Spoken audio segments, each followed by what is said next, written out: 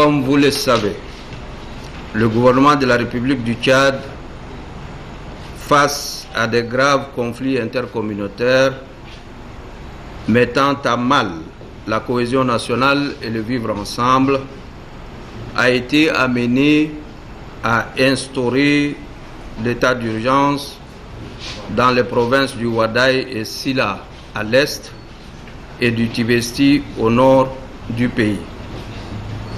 Cette mesure, quasi unanimement approuvée et prorogée par la représentation nationale, commence déjà à porter ses premiers fruits. En effet, les populations civiles des zones concernées ont décidé, dans leur majorité, de rendre les armes détenues illégalement aux autorités compétentes locales et se sont engagées à vivre en paix. Le ramassage des armes par les forces de défense et de sécurité se poursuit dans le respect des textes instituant l'état d'urgence, contrairement aux allégations tendancieuses véhiculées à dessein.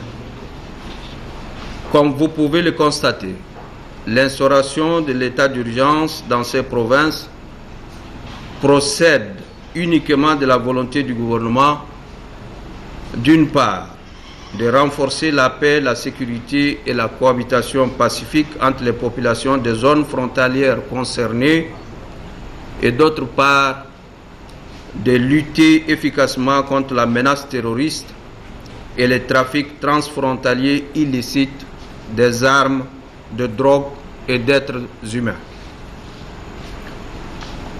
Le gouvernement s'est engagé devant la représentation nationale à mener les opérations de sécurité dans les zones touchées par l'état d'urgence dans un cadre strictement légal.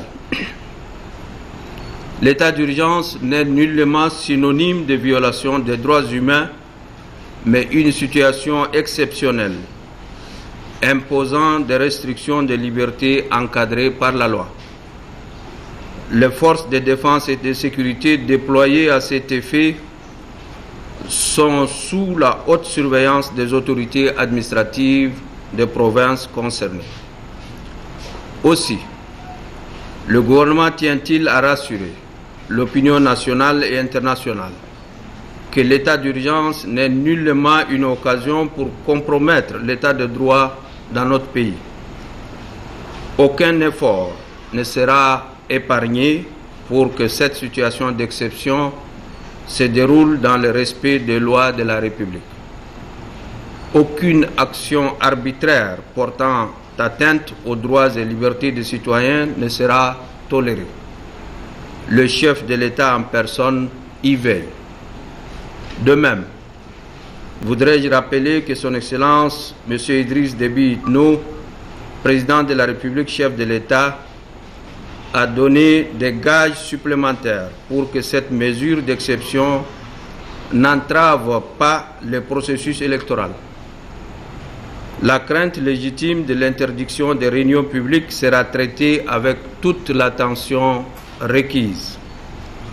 Des conditions optimales de sécurité et de transparence seront créées pour que les acteurs en compétition fassent valoir leur programme et les candidats puissent battre campagne en toute liberté et en toute sécurité.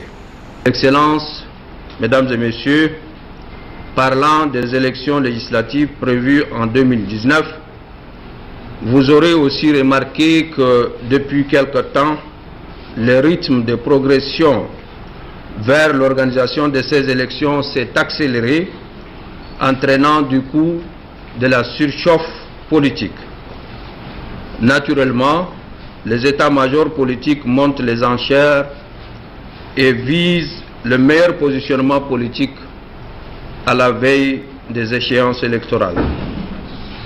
Malheureusement, dans leurs calculs, certains se perdent et réclament à la fois une chose et son contraire en versant dans une désinformation systématique.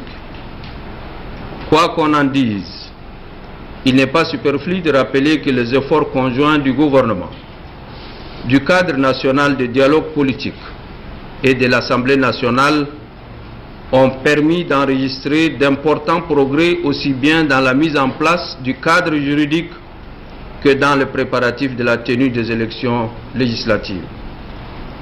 En outre, le gouvernement a consenti d'importants efforts pour donner les moyens de travail au CNDP et à la CENI, dont la mise en place a été retardée à cause d'un dialogue extrêmement difficile au sein de l'opposition.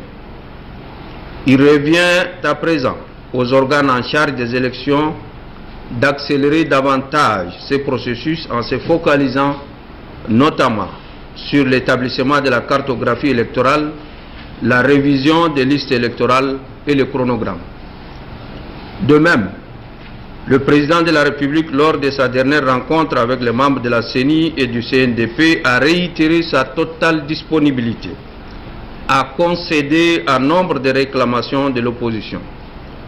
Qu'il s'agisse du mode du scrutin des législatives ou de la caution exigée pour les candidatures à la présidentielle, le chef de l'État a souscrit à l'idée de revenir à la proposition de rétablissement des dispositions contenues dans le précédent code électoral.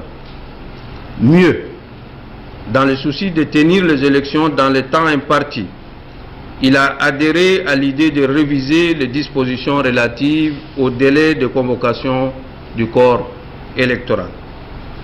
Les avancées enregistrées sur le chemin des élections, malgré les innombrables difficultés, grâce à l'implication personnelle du chef de l'État au moment opportun et décisif pour décrisper le climat et proposer des éléments consensuels, sont à apprécier à juste titre, comme l'a fait le 12 septembre dernier le représentant spécial du secrétaire général de l'ONU pour l'Afrique centrale lors de sa visite à N'Djamena. Dans cette séquence terminale du processus, le gouvernement, par ma voix, tient à vous rassurer et à travers vous, vos pays et organisations respectifs, que le processus électoral en cours est irréversible. Il réaffirme également son engagement à tout mettre en œuvre pour que les élections législatives à venir se tiennent à l'échéance prévue.